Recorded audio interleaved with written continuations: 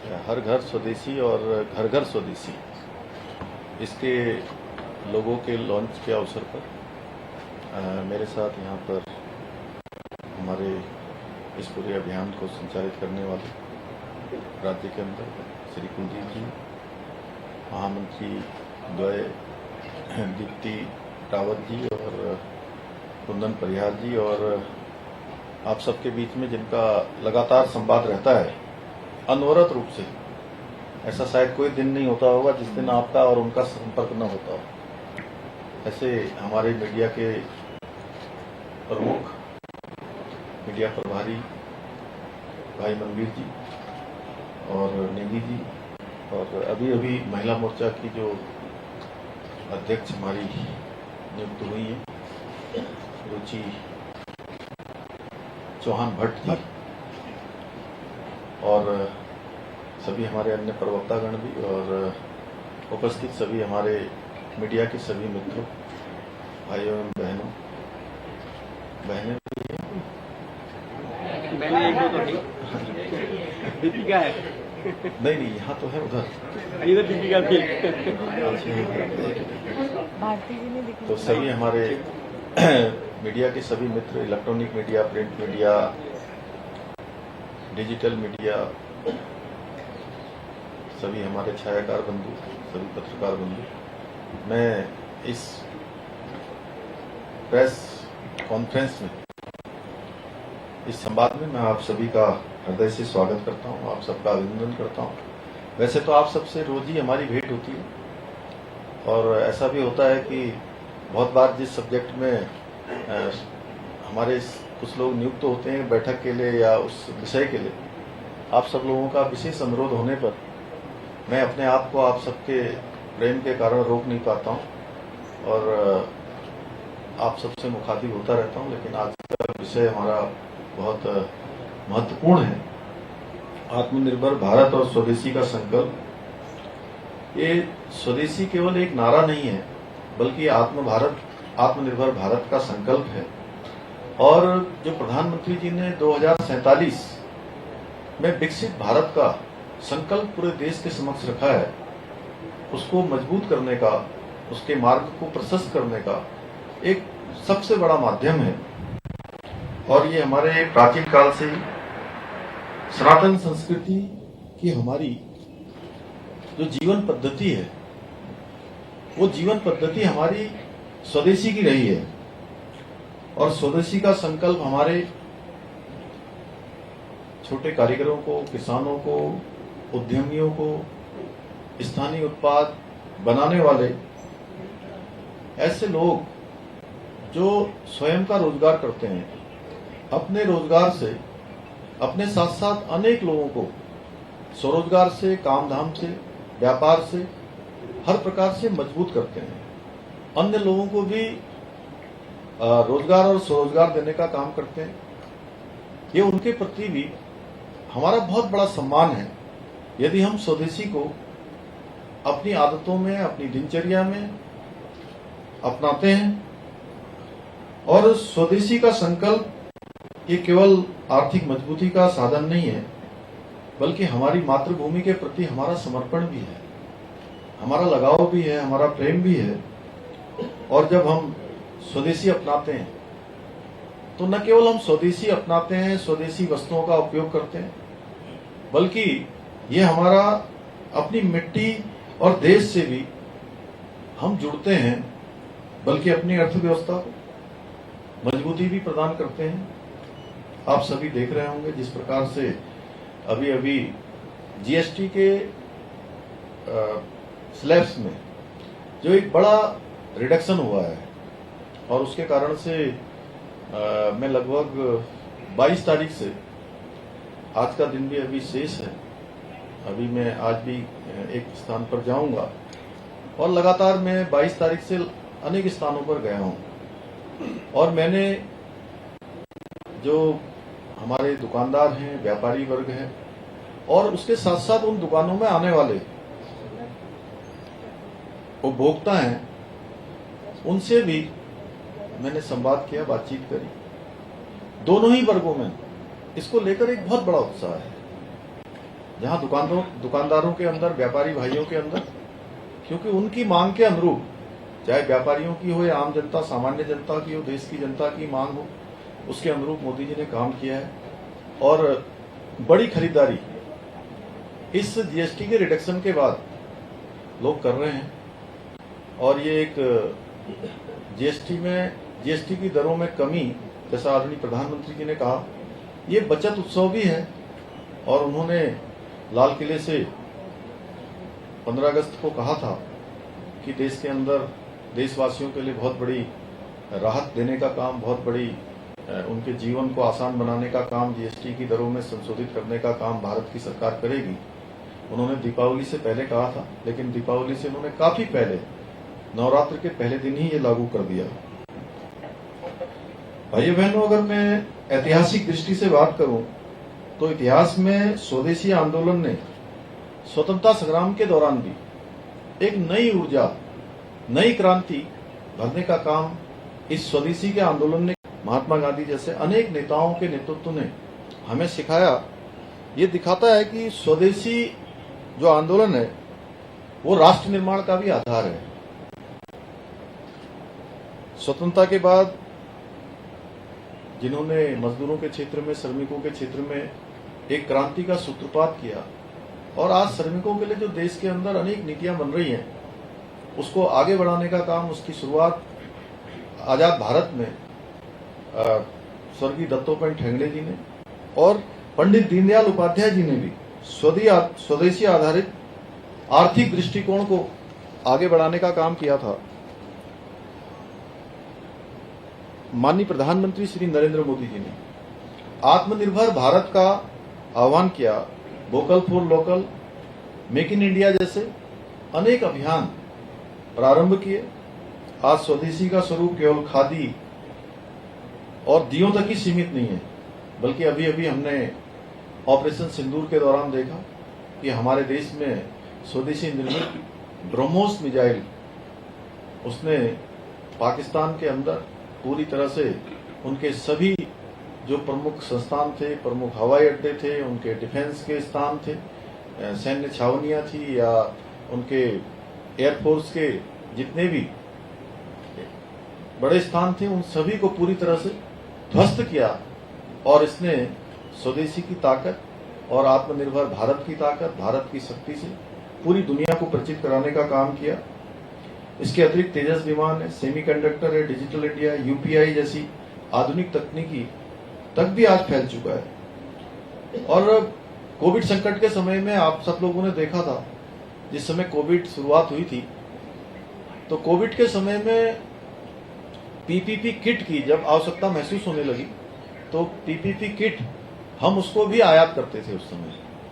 और भारत में PPP kit नहीं बनती थी, लेकिन कुछ ही दिनों में पीपीपी किट का निर्माण बहुत बड़ी संख्या में हो गया और करोड़ों की संख्या में पीपीपी किट भारत में ही बनने लगे।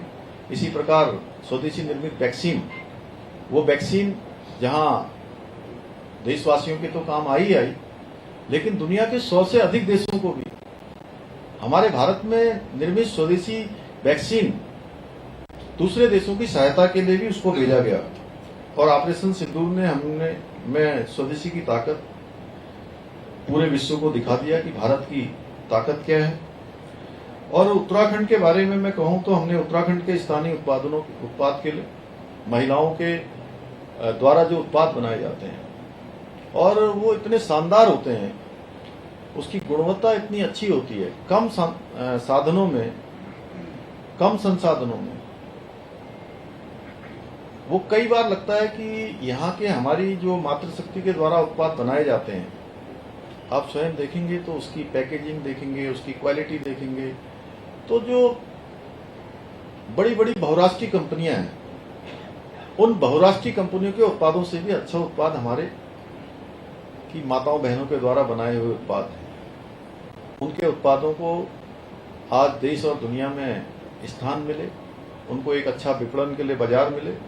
हमने हाउस ऑफ हिमालय ब्रांड यहाँ पर आदरणीय प्रधानमंत्री जी के हाथों से उसका शुभारंभ कराया था, और आज पूरे देश दुनिया में हाउस ऑफ हिमालय ब्रांड के माध्यम से हमारे महिलाओं के द्वारा निर्मित उत्पादों की मांग तेजी से बढ़ रही है। इसके साथ साथ एक जिला दो उत्पाद जैसी योजनाओं के माध्यम से भी जमीनी स्तर पर कार्य किया जा रहा है। हमारे किसान और काश्तकार शहद, मड़वा, झंगोरा, रागी, मसालों और औषधि पौधों की खेती के द्वारा भी आत्मनिर्भर भारत की इस यात्रा में अपनी बहुत महत्वपूर्ण भूमिका निभा रहे हैं। ग्रामीण क्षेत्रों में स्वरोजगार और लघु उद्योगों को प्रोत्साहन राज्य के अंदर दिया जा रहा है। युवाओं को स्टार्टअप, डिजिटल प्लेटफॉर्म में स्वदेशी उद्यमिता की ओर आगे बढ़ाया जाएगा। भविष्य की हमारी योजनाएं हैं। हर घर स्वदेशी, घर घर स्वदेशी अभियान के तहत उत्तराखंड में जन जागरण अभियान घर घर तक पहुंचाया जाएगा। मैं आज के इस अवसर पर आप सबके माध्यम से उत्तराखंड की जनता से और सभी देशवासियों से भी आह्वान करता हूं कि अभी नवरात्र का पावन पर्व चल रहा है, शक्ति की आराधना का ये हमारा पर्व है और 2 अक्टूबर को दशहरे का पर्व है और उसके बाद दीपावली की तैयारियां हमारे देश में भी, राज्य में भी हर जगह प्रारंभ हो जाती हैं। तो यह अन्य दीपावली हो या अन्य कोई त्योहार हो, विवाह हो या कोई भी उत्सव हो, कोई आप सबके द्वारा आयोजित किसी प्रकार का कोई कार्यक्रम हो, उन सभी कार्यक्रमों में दैनिक उपयोग की वस्तुएं हों। हमें ये संकल्प जरूर इस बार लेना चाहिए कि जहां आज पूरा देश आत्मनिर्भर भारत, विकसित भारत के संकल्प को आगे बढ़ा रहा है, तो हम सब भी संकल्प लें कि हम स्वदेशी को ही प्राथमिकता देंगे। एक सूची हम अपने दैनिक जीवन की भी बनाएं, जिसमें एक दिन किसी पेन पर या कहीं पर हम नोट कर लें, किसी तरह से कोई नोटबुक पर, कि कितने ऐसे हमारे उपयोग में आने वाली वस्तुएं हैं जो स्वदेशी हैं। और हमारे देश में आज एक सुई से लेकर कोई ऐसा काम नहीं है। आज हम चंद्रमा में भी पहुंच रहे हैं, हम बड़े बड़े अनुसंधान भी कर रहे हैं, बड़ी बड़ी अनेक रिसर्च हमारी चल रही हैं। सुई की नोक से लेकर हवाई जहाज तक हर चीज आज हमारे देश में बन रही है। तो हम स्वदेशी को ही अपनाएंगे और हमारे भाई बहन, व्यापारी भाई बहन भी गर्व से कहें कि यह स्वदेशी है। यही सामूहिक प्रयास हमें आत्मनिर्भर भारत की दिशा में आगे ले जाएगा। अब समय आ गया है कि हम सब मिलकर आदरणीय प्रधानमंत्री जी के make in India, make for the world को अपनाएं, इसको आत्मसात करें और इस संकल्प को आगे लेकर हम सब आगे बढ़ें। मुझे इस विषय में ये संक्षिप्त सी थोड़ी सी आप सबके समक्ष बात रखनी थी, इतनी बात नहीं रखी। धन्यवाद। आप सभी का बहुत बहुत धन्यवाद। एक सवाल तो ये भी है कि चूंकि अभी कल जो चुनाव हुआ उसमें विद्यार्थी परिषद ने पूरे प्रदेश में जिस तरह से अपना समर्थन जुटाया और एक गुट विद्यार्थियों का, छात्रों का वो भी है जो आंदोलन कर रहा है, तो इस मौके पर क्या संदेश है और सरकार क्या कर रही है? देखिए, मैं सबसे पहले तो जो कल हमारे राज्य के छात्र छात्राएं अध्ययनरत हैं, उनका चुनाव हुआ है। अध्ययनरत सब तो समझ ही रहे हैं, जो अध्ययन कर रहे हैं, पढ़ाई लिखाई कर रहे हैं, कॉलेजों में जा रहे हैं, महाविद्यालयों में जा रहे हैं, और पूरे राज्य के अंदर चुनाव हुआ है, छोटे से लेकर बड़े स्थान तक। इसमें छात्रों ने बड़ी संख्या में भाग भी लिया, बड़ा उत्साह का माहौल भी था और पूरे राज्य के अंदर अखिल भारतीय विद्यार्थी परिषद को भारी जीत मिली है। और ये कहीं न कहीं जिस विचार को लेकर अखिल भारतीय विद्यार्थी परिषद राष्ट्रवाद की विचारधारा को लेकर, राष्ट्र के नवनिर्माण और पुनर्निर्माण के संकल्प को लेकर, इन सभी अभियानों को लेकर छात्र और शिक्षक दोनों एक परिवार हैं, इस भाव को लेकर काम करती है, तो बड़ी मात्रा में उनको जीत मिली है। और देश के अंदर जो अनेक अभियान चलते हैं उसमें प्रमुख रूप से विद्यार्थी परिषद भी सक्रिय रूप से सब अभियानों में भाग लेती है। तो बड़ी जीत उनको मिली है, विचार को मिली है। उनके द्वारा जो छात्रों के बीच में विश्वास अर्जित किया गया है उसको छात्रों ने अपनाया है। मैं सभी को बधाई देता हूँ, शुभकामनाएं देता हूँ। और हम भी प्रतिबद्ध हैं इससे। निश्चित रूप से छात्रों की इस बड़ी जीत से सभी के अंदर एक उत्साह का संचार हुआ है और ऐसे समय में हुआ है जहां पर बहुत सारे ऐसे तत्व जिन्होंने तमाम देशद्रोही नारे लगाकर सनातन का विरोध करने का काम और छात्रों के आंदोलन में आकर किसी न किसी रूप में उनको गलत दिशा देने का भी काम किया है। मैं इतना ही कहना चाहता हूं कि हमने पिछले 4 सालों में जो एक नियुक्ति की प्रक्रिया थी उस नियुक्ति की प्रक्रिया को पारदर्शी बनाया है। और पारदर्शी नहीं बनाया, एक रिकॉर्ड 25,000 का आंकड़ा एक भर्तियों का सफलतापूर्वक संपन्न किया है। एक समय वो भी था पटवारी भर्ती का कांड होता है, एक समय वो भी था कि पेपर कहां से कहां भरे जाते थे और सब लोग किन के नजदीक थे। मैं उसमें बहुत विस्तार से जाऊंगा तो बहुत लंबा हो जाएगा और मैं इतना ही कहना चाहता हूं कि हमने उन सब पर कार्रवाई करी है और 100 से अधिक नकल माफियाओं को हमने ही जेल पहुंचाया है। ये हमारी नियत में, हमारे काम करने की जो एक तरीका है उस तरीके में और उसमें दोनों में अंतर था। और छात्रों के हित में हमने सभी निर्णय लिए हैं। भर्ती परीक्षाओं का कैलेंडर जारी किया है, अन्यथा राज्य बनने के 20 सालों में जितनी भर्तियां हुई हैं उससे कई गुना ज्यादा भर्तियां इन 4 सालों में हुई हैं और आगे भी हम इस भर्ती की प्रक्रिया को अनवरत रूप से जारी रखना चाहते हैं। हमारा उद्देश्य, चूंकि मैंने 4 जुलाई 2021 को राज्य के मुख्य सेवक के रूप में इस दायित्व पर काम करना शुरू किया और मेरा पहला संकल्प था कि युवाओं को, नौजवानों को जो भी पद हमारे खाली हैं उन सभी पदों पर नियुक्ति मिलनी चाहिए। उस समय लोग इसको बहुत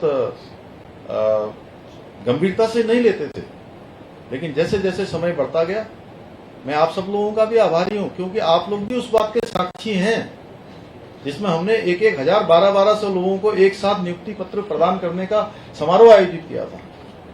आप सबके माध्यम से, वो सारा मीडिया के माध्यम से, सोशल मीडिया के माध्यम से, हमारे प्रिंट मीडिया के, इलेक्ट्रॉनिक मीडिया के माध्यम से जनता के सामने आया और आप सब उसके साक्षी बने हैं।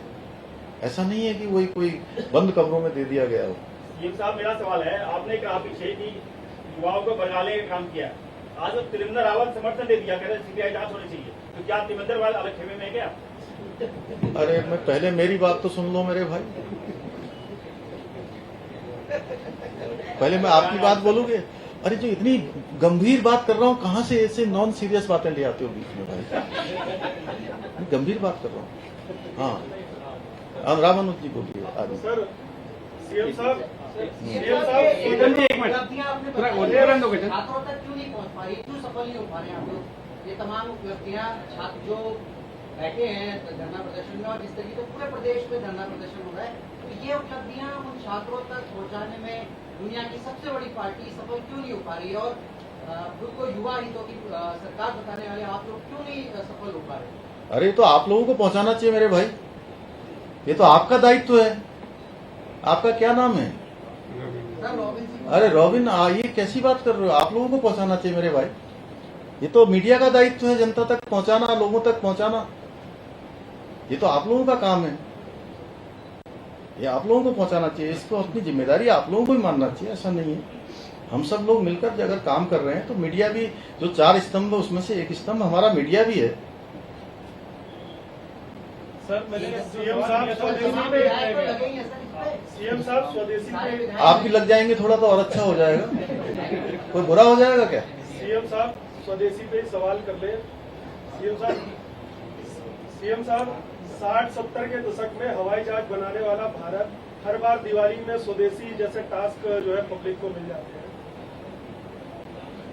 60-70 के दशक में हवाई जहाज बनाने वाले भारत को बीजेपी हर दिवाली के वक्त एक नया टास्क दे देती है स्वदेशी का, बाकी टाइम नहीं, हमारी पार्टी में अनवरत रूप से कार्यक्रम चलते रहते हैं और देश की आवश्यकताओं के अनुसार देश में जिस प्रकार से नवाचार होने चाहिए, दुनिया की जो स्थितियां होती हैं उसके अनुरूप हमारी पार्टी निर्णय लेती है।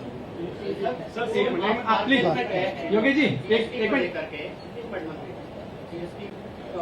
और ये आप जो कह रहे हो ना, जनता में नहीं पहुंची, जनता में भी पहुंची है, छात्रों में भी पहुंची है। इसीलिए देखिए सारे चुनाव हम लोग जीत रहे हैं।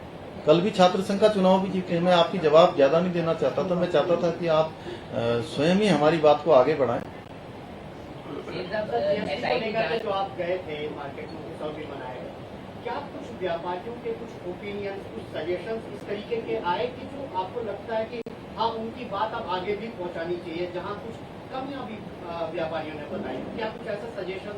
नहीं, व्यापारियों से अच्छा संवाद हुआ है और व्यापारी लोगों ने कहा कि जैसे ही हमको पता लगा कि ये कुछ स्लैब कम होने वाले हैं, तो जो ज्यादा स्लैब वाला उनका जो सामान इत्यादि था उन्होंने उसको अपने तरीके से व्यवस्थित किया। लेकिन अधिकांश लोगों ने, चाहे व्यापारी हो या उपभोक्ता वर्ग हो, सभी ने बहुत प्रसन्नता व्यक्त करी। मैंने कुछ महिलाओं से भी बात करी। कल मैं हरकी पौड़ी के क्षेत्र में भी करीब कुछ दुकानों पर गया था। मैं मार्केट में काफी देर मैंने भ्रमण किया है वहां पर, तो कहीं से, और सभी जो दैनिक उपयोग की वस्तुएं आपके लिए भी जो है, साबुन से लेकर टूथपेस्ट से लेकर सारी चीज। टूथपेस्ट नहीं करते क्या? उसमें हुआ है एक अलग, सीमेंट में भी हुआ है। चलिए रोबिन जी, हो गया। अब एक ही क्वेश्चन आएगा प्लीज। आपको मैं अलग से दे दूंगा, इतना क्यों कर? आपको मैं अलग से दे दूंगा ये बात।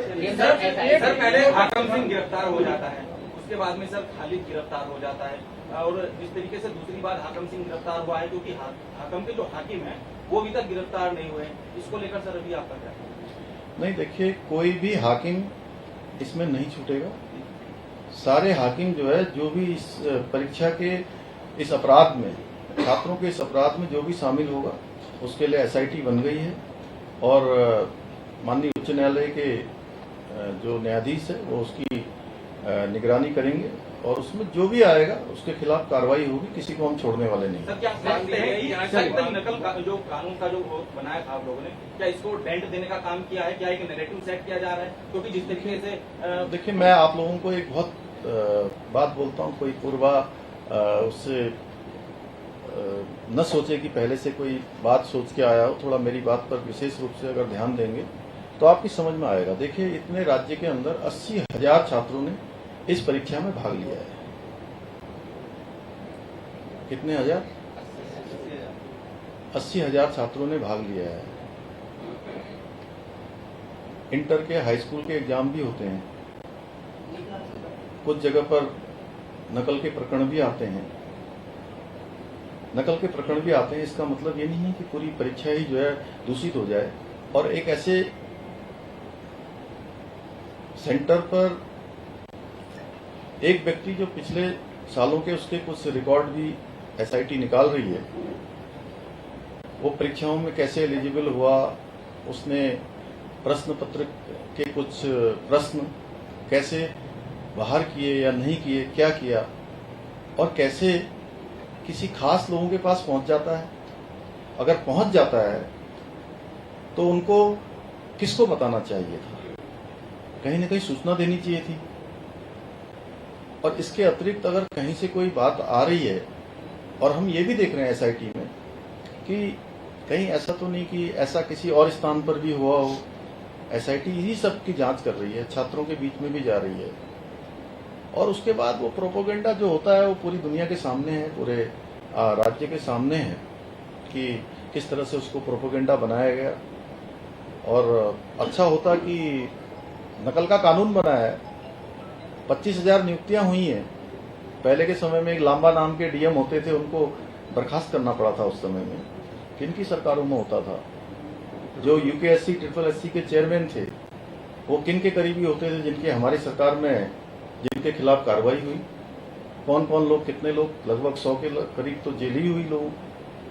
तो हमारी मंशा बिल्कुल साफ है और बिल्कुल आपने बहुत अच्छा प्रश्न किया कि मुझे इतना बोलने के लिए भी। आज तो मैं सोच रहा था कि केवल आप स्वदेशी पर ही प्रेस को केंद्रित करेंगे, लेकिन आप लोगों ने ये जिज्ञासा करी है तो मुझे बताने में कोई दिक्कत नहीं, मैं घंटों बोल सकता हूँ। सर, छात्र सीबीआई जांच की मांग कर रहे हैं, पूर्व सीएम त्रिवेंद्र सिंह रावत ने भी उनका समर्थन किया है, इस पर क्या कहेंगे? देखिए, जब एसआईटी की एक जांच चल रही है और हमें किसी भी जांच से कोई परहेज नहीं है। छात्रों के हित में हमें जो भी जांच करवानी पड़ेगी हम कर देंगे। अगर छात्र सीबीआई चाहेंगे तो छात्रों के लिए हम सीबीआई भी कर देंगे, लेकिन अगर एसआईटी जांच कर रही है, सीबीआई में जाने से पहले एसआईटी भी जांच कर रही है, तो राज्य की एजेंसी जांच कर रही है, वहां से भी यही पूछा जाता है कि भाई वो पूछें उन्होंने कितना काम किया है, कितना नहीं किया है। हमको किसी जांच से, छात्रों के हित में हमें किसी भी जांच से आपत्ति नहीं है। हम सब जांच करवाने के लिए तैयार हैं, जो जिसमें छात्रों का हित होने वाला है, छात्रों को जिसमें निष्पक्षता सुनिश्चित होने वाली है। हमने पहले भी यही किया, हम आगे भी यही करेंगे। सर, अभी तक ये बात साफ नहीं हुई है। चलिए, बहुत प्रोफेसर जो थी उसने आखिरकार वो जो स्क्रीनशॉट था वो बॉबी पवार को ही क्यों भेजा? अरे मेरे भाई, मुझसे क्यों पूछ रहे हो? ये लोग, आप लोग बताओ लोगों को क्यों भेजा वहां। यही तो मैं पूछ रहा हूँ, यही मेरा प्रश्न है। आप सभी का एक मिनट रुको। वास्तव में सच में मेरे मन में भी यही प्रश्न है। यही सर मैं जानना चाह रहा हूँ, एसआईटी